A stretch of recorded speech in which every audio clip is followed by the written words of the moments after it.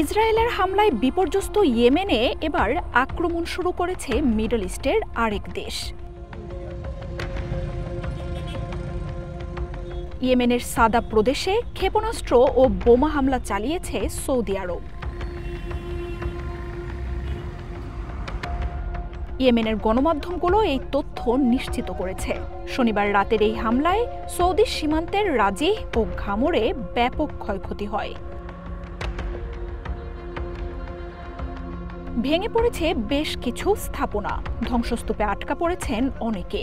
ইয়েমেনের অভিযোগ, অবৈধ অভিবাসন ঠেকানোর নামে প্রায়ই সীমান্তে বেসামরিক নাগরিকদের ওপর হামলা চালায় সৌদি বাহিনী। ইয়েমেনে সৌদির হামলা এমন এক সময়ে এলো যখন ইসরায়েলের সাথে ব্যাপক লড়াই চলছে হুথির। ইসরায়েলি হামলায় প্রধানমন্ত্রী সহ ইয়েমেনের 1 ডজন মন্ত্রী প্রাণ হারিয়েছেন। মার্জিয়া উপমা, ওয়ান ইন্টারন্যাশনাল ডেস্ক।